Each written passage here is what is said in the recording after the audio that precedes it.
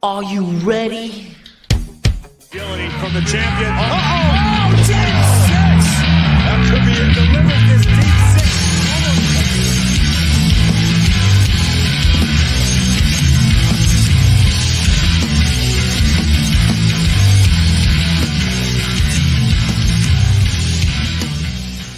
This is episode 170. It is Monday night, and I am joined by the returning Joseph Aguila. Joseph, how you doing today? What's up, Wayne?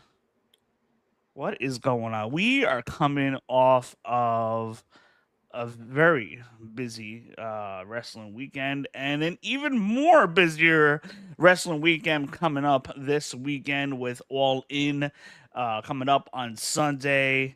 We got Heat Wave from NXT, and then the week after that we got Sunday night's main event, and just a lot of stuff to go over. But in this episode, we are going to talk about what we just saw on Friday night with Kevin Owens challenging CM Punk for the WWE Championship.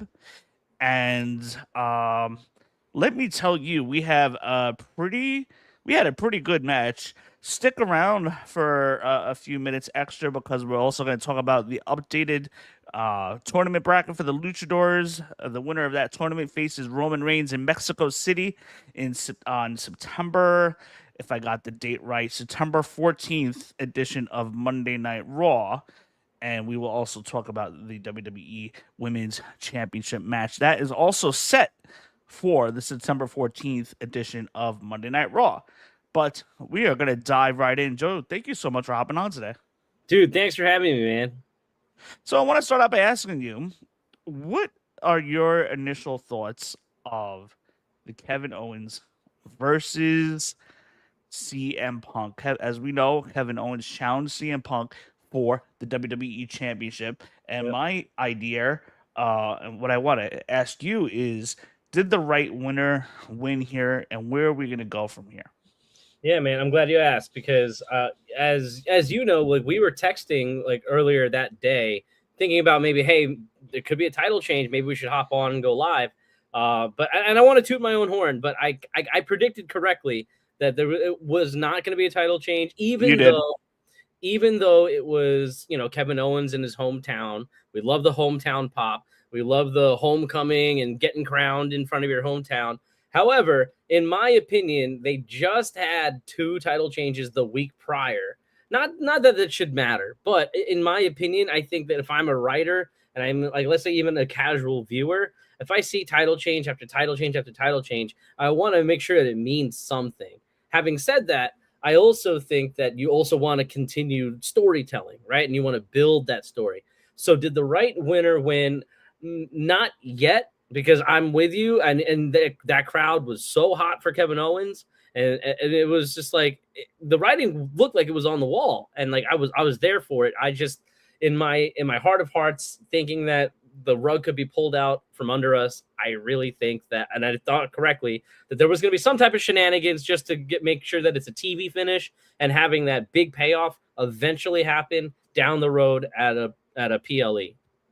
So those are my initial thoughts. However, I love the match that they did put together. And I think Kevin Owens definitely put on a great performance. It's only his second real match back, and so like the fact that he can go at a main event level, second match back after being gone for more than a year, it's good to see. And especially, he's in good shape. So it looks good.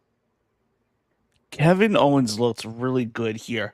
So there was so much hype around this match, and I felt it within me that despite what may have happened the week before, I felt it within me that Friday night was a huge possibility that the title could have changed there with Kevin Owens being back, with the comeback story of his neck. Kevin Owens and CM Punk never faced each other in a one-on-one match that we know of. Could have happened in ROH, but apparently the story is they've never faced each other in a one-on-one match, even though they had similar upbringings and paths to get to the WWE. Yeah. both coming from ROH. One of them um, taking the pit stop in NXT first for a little while, which Kevin Owens did awesome at, and CM Punk kind of just going right into WWE via the path of ECW, Vince's ECW, that is, then into WWE main roster. But both had similar paths, but on the WWE roster, never had a one-on-one match. So this was very intriguing.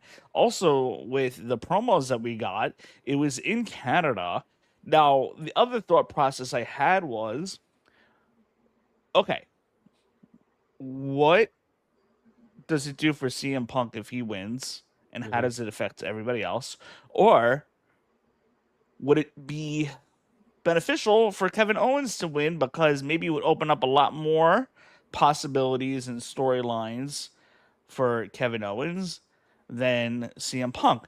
Now, CM Punk got the win here. Sami Zayn screwed over his best friend Kevin Owens by hitting him with the belt after Kevin Owens telling him, like, I want to win this my way.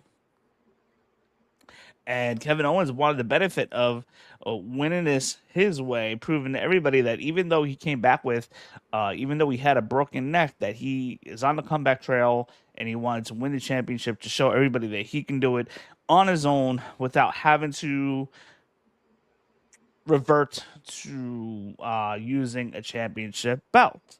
Mhm. So, with that being said, now we have the question, okay, CM Punk wins.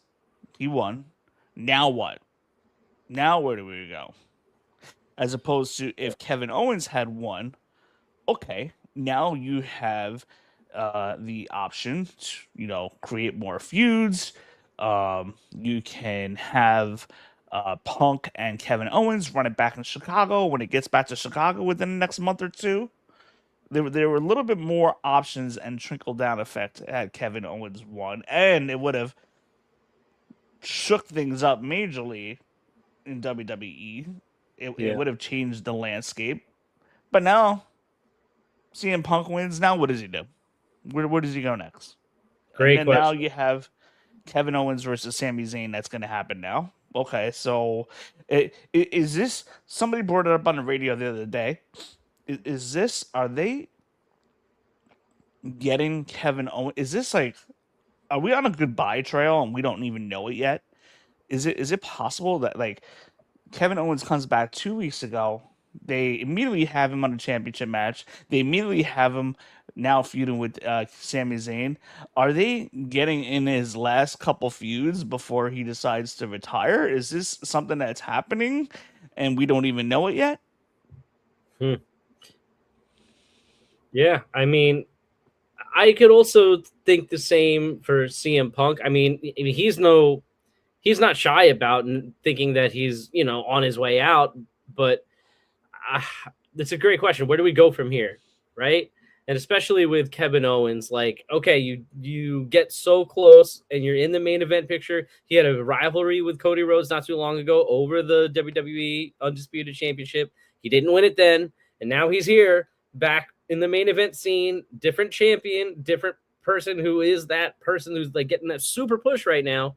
And yet, like, when is the summer of Punk going to be over? I'm all for great matches, and I'm very grateful for the good matches that Punk is able to put out during this whole run. And he's doing some good work with, like, I know that he was working with NXT people on live shows for the last couple of weeks or whatever. And he's a great ambassador for the company, and this is everything he's ever really wanted from like 10 years ago, right? When he was complaining and he left and he was gone. Like, this is what he's being gifted everything that he wanted, right?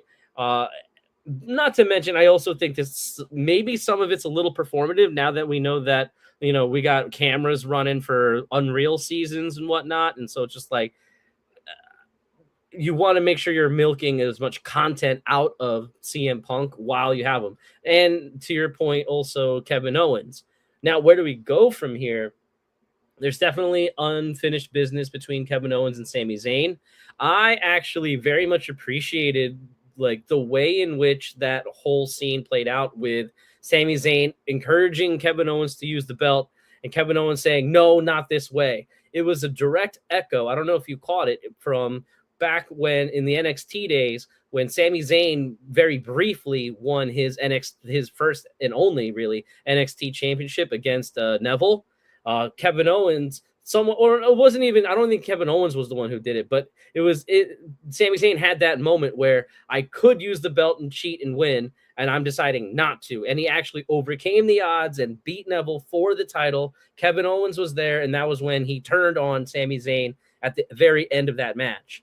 Now we have here a direct echo of that, where Kevin Owens saying, "No, I'm not going to do it this way," but Sami Zayn was probably right. He probably could have used it and then won the title. And then at the end, Sami Zayn hits Kevin Owens with the title and cost him the match. It was a cool kind of full circle moment in that writing, especially between these two. And I hope that they kind of incorporate some of those highlights in whatever this culminates. And maybe to your point, that it is maybe one of these guys on their way out, and this could be like their swan song for Kevin Owens or maybe even Sami Zayn. Who knows? So, also not to mention, Sami Zayn also knocked out CM Punk as well. Yep. So, could we very well get a segment with Sami and Punk on Friday night? Could they be maybe headed down that route? Could we be seeing the triple threat again? Yeah. Possibly. So we'll have to see what happens there. But CM Punk retains the WWE Championship. Honestly, I'm a little bit over CM Punk holding the title right now. Yeah. I think they need to. I think they need to change the character up a little bit. But the Kevin Owens would have been a nice welcomed change, and you could have just done a lot more. But I digress. We'll see what we get. You got to believe that Kevin Owens, Sami Zayn, and CM Punk will be in the same ring on Friday night, and we will see what we get from there. But rest assured, I believe we're definitely going to be getting KO versus Sammy. That I feel like we are definitely going to be getting. So, but moving on, we had the announcement tonight. Stephanie Vaquer and Roxanne Perez had. We're gonna talk a little Monday Night Raw here. But Stephanie Vaquer had a great match with Roxanne Perez. Judgment Day interfered. Becky Lynch came to the save of Stephanie Vaquer again. So just announced that at Sunday night's main event, I don't keep saying Saturday night's main event, at Sunday night's main event, that Stephanie Vaquer. Oh, I'm sorry, no.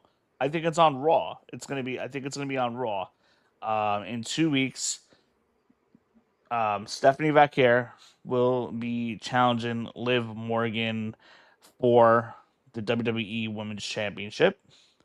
And that, I believe, is going to be in. No, I don't think that's going to be in Mexico, but that's in 2 weeks. So they strictly said 2 weeks. So Stephanie Vaquer will be challenging Liv Morgan for the WWE Championship. And honestly, I believe that this is headed towards a triple threat between Becky and Liv Morgan and Stephanie. Maybe Becky Lynch interferes, inadvertently costs Stephanie the match, and then maybe we get Stephanie versus Becky Lynch for a number one contender match of some sort, because Stephanie's going to want a rematch after her match gets thrown out, because there's going to be some interference in that match in 2 weeks. Stephanie will want a rematch, but Becky Lynch will be saying, "Oh, I'm next," and I feel like we're probably going to go into a one-on-one match with Stephanie and Becky, number one contender match, and then the winner gets Liv Morgan to determine the next time that Liv Morgan will defend her title after Raw in 2 weeks. Or we could be headed towards triple threat, which is probably more likely to happen. possibly, let's just say Money in the Bank, because Money in the Bank will then be 4 weeks after um, Sunday night's main event and that Raw. That's September 7th. So, what are your thoughts on that?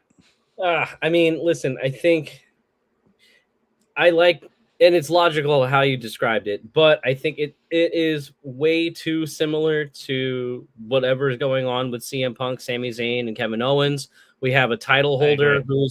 who's holding the title a little bit longer than we might like, ready for a new champion. We have a returning fighter back from injury, a career threatening injury, and here we have someone who is demanding justice and demanding a fair shot at what they believe is theirs, and they happen to also have red hair, and you know what I mean. And so it's just like, oh, we have a title match on a TV taping, and we're predicting that maybe there could be some shenanigans that happen at the end that costs Stephanie Vaquera a match, and then that'll result in tension between these three that would obviously put them all together in a match in their main event scene. And I'm like, this is just recycled writing, and I hope it is very different. And I know the match styles are going to be different and all of that, but as storytellers, as people who watch wrestling for the storytelling, sometimes it's like this is the same recycled material. I just hope that it stands out because every performer in the men's side and the women's side, I think that they deserve to be able to showcase what they're able to do. And I think today, this is Stephanie Vaquera's first match back. She, I think, delivered. Anything there was some ring rust. I think. I mean, I'm not a big critic on ring rust and like a lot of that technique. I did see that she debuted a new finisher. It was that weird, like she sets it up almost like a pedigree, lifts her up, and then breaks it into like a code Right into breaker the type. backstabber.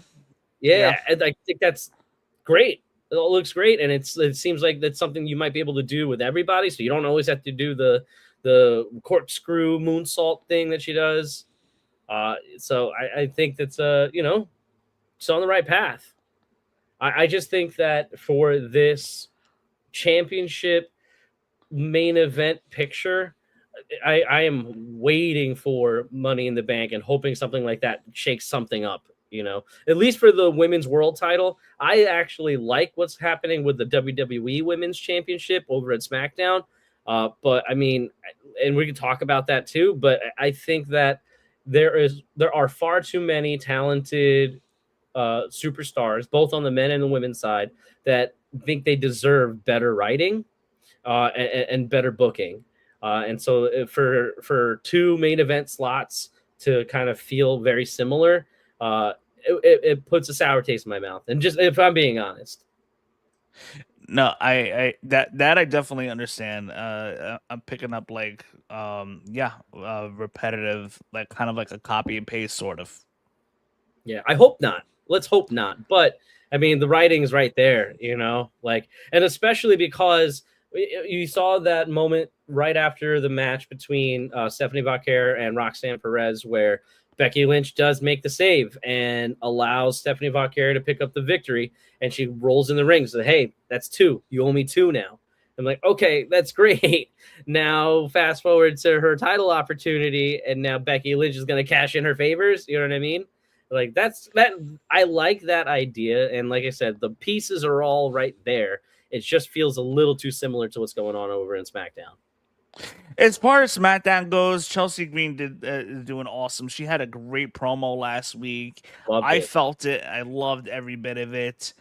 The stipulation that she's in is if she has to defend that women's championship within 30 days. If she doesn't, then it gets stripped. And Chelsea was grateful for it. But this is the booking that we should have gotten. This is my problem, that the 30-day stipulation should always be a thing. Yeah, agreed. All across the board. I feel like they use it whenever they want to, and I'm just not really like a fan of that. But that's the stipulation we're in now. To make this little intriguing, we could have a small tournament of four top contenders for the WWE Women's Championship, and have a little tournament just to get some more meaningful matches out there and to establish your next challenger. But we do believe that Tiffany Stratton will eventually probably turn on Chelsea. I can foresee that coming. Jade Cargill is going to want a shot. Um, she just looked absolutely awful. She looked awful the other day on SmackDown, but she looks even worse on a house show. Oh She no. botched her own finisher. It was really bad. But yeah. Anyhow, they got to keep the meaningful matches um going. In the meantime, while they're trying to figure that out, one would believe that Rhea Ripley would probably be back before the end of the year, taking extended time off, and then maybe she comes back saying, "Oh, I'm the WWE Championship. I never lost it." And then then we have two people carrying around the championship. I could see that absolutely happening. And not to mention, you got Money in the Bank in October too, um, which is only like 6 weeks away, really, if that. Um, and that will establish a new number one contender as well. So we have that going on at SmackDown. Speaking of which, in a couple of weeks we have Raw in Mexico City. And speaking of tournaments and meaningful matches, my gosh, have we had some meaningful matches leading up to this tournament. The Luchadors have been and AAA have been put on display big time these last couple of weeks, and we now know the finals of this um, Luchador tournament. Winner faces Roman Reigns on Raw September 14th in Mexico City. Penta versus Ray Phoenix brothers, and what a night that we had. I mean, we had Ray Phoenix going against Dragon Lee, which was arguably one of the best Raw matches of the year. And then we had Penta defeating La Parca, which was a pretty good match. Not as good as Ray Phoenix and Dragon Lee by any means, but two very good matches. But now we have the stages set. I feel like the writing's been on the wall. Brother versus brother. Brother. Penta against Ray Phoenix. Winner gets Roman Reigns in 2 weeks on Monday Night Raw. And yep, that's where we're at. The winner gets Roman Monday Night Raw. What do you think is I mean, is it just me or is the writing on the wall here that we're probably headed towards Penta versus um Roman Reigns? Yeah, yeah, I think so. I think. Although a high Yeah, go ahead. flying Ray Phoenix would be pretty interesting to see. Yeah, I think Ray Phoenix's position right now in this tournament is to put on matches of his life, like banger after banger after banger. Sorry, I'm stealing that from Sheamus, but uh, honestly, like tonight was great to see Ray Phoenix versus Dragon Lee. First of all, I always thought that their masks are way too similar. I understand he's a dragon and he looks different and their fighting styles are different. Ray Phoenix has tattoos and like I get the differences. I'm just saying their masks structurally I think are a little too similar. So to see them go at it, I like seeing that. And like, oh my gosh, I want to try and give a lot of the credit to Rey Mysterio. I know that he's, on camera as a general manager, but he definitely is involved in producing the tournament as well, I'm sure.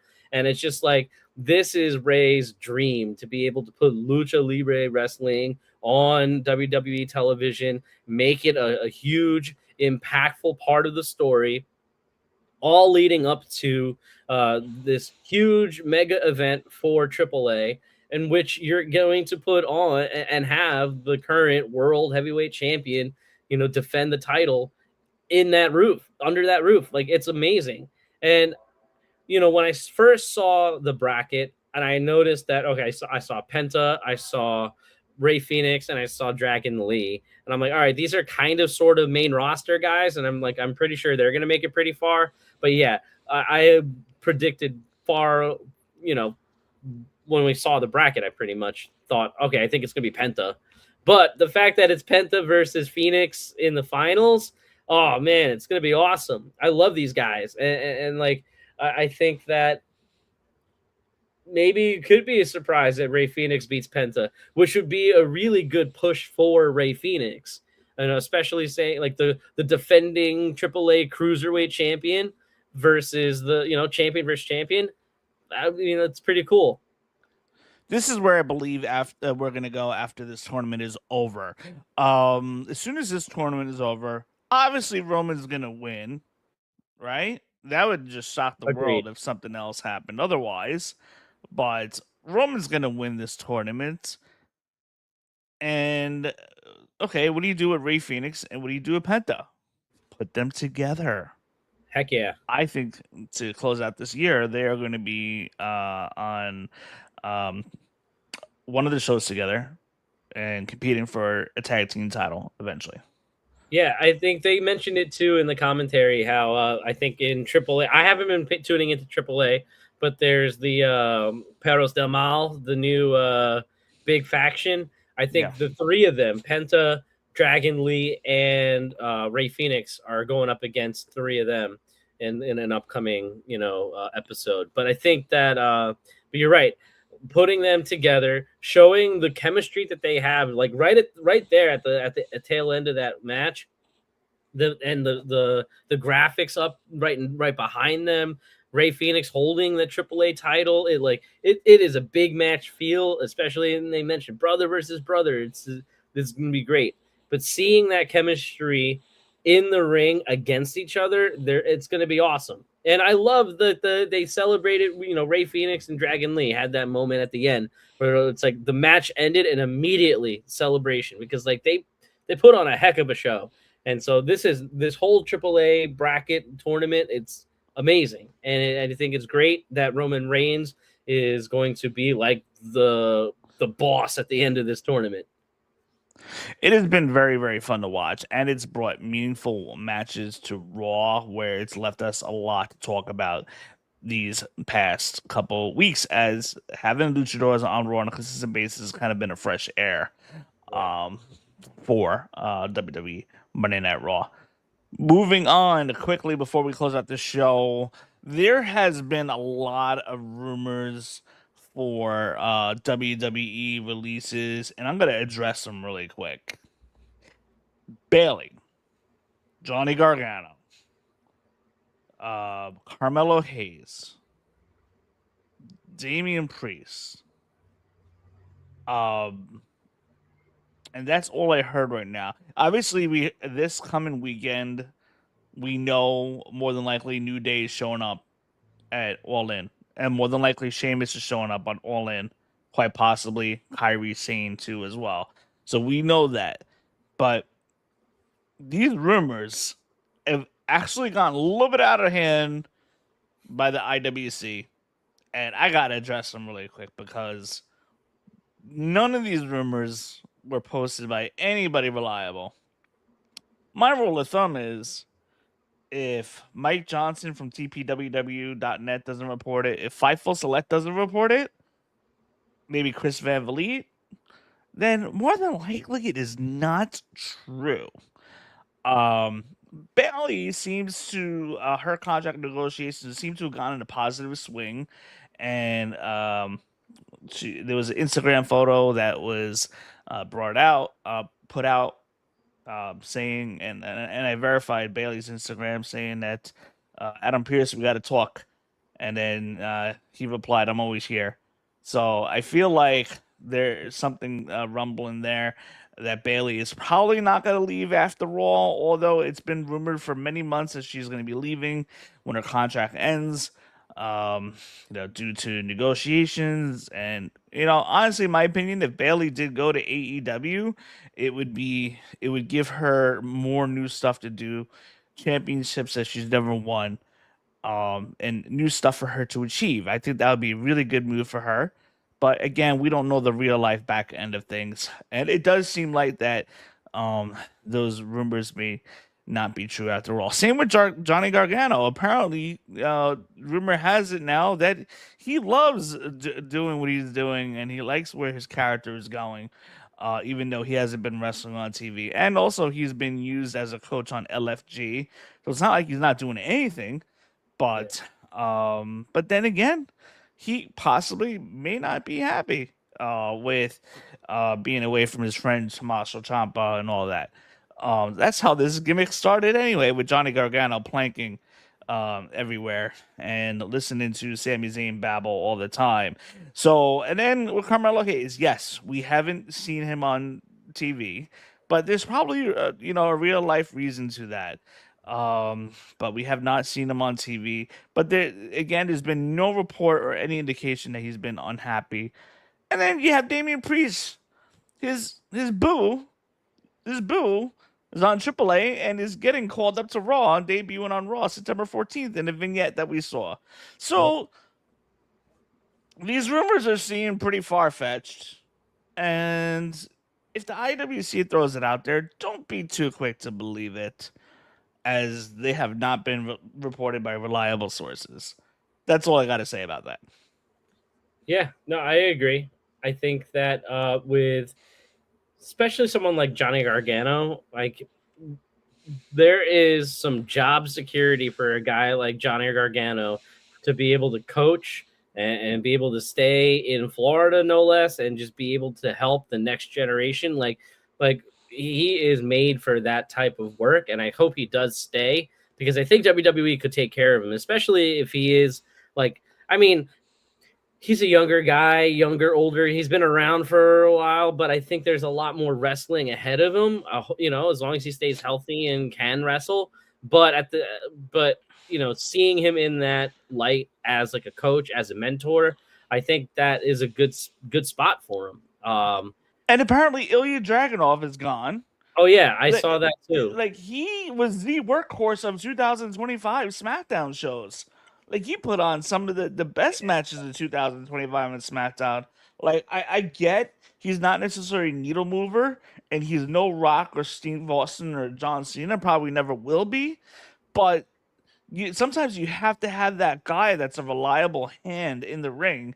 Yeah. And he was just one of them. So he's gone. We don't know where he's going to go. But another guy who's got a lot more wrestling ahead of him, I think that if you want to call it, like, I mean, a crowded talent pool, you have most of the current champions are above a certain age, you know what I mean? Where it's like you want to start pushing and crowning some of these younger guys. Yeah. And I know in a future episode, we're going to definitely talk about some future talent, but I think that I think there's enough room for everyone to get some, I think that Damian Priest moving over to AAA might be a good place for him, rather than just mid-carding it all, especially like you said, his boo Lola Vice is coming up soon. And I think it'll be great to even pair them together. There's some bookings that you could do with that. But there's nothing set in stone until we really know, just rumors, just people talking. Those of you guys that are watching, make sure to tune in Tuesday night and Wednesday night for more content covering WWE Raw. And Thursday night, we will be live covering AEW. We will talk to you guys soon. Agility from the champion. Oh, 10-6! That could be a delivered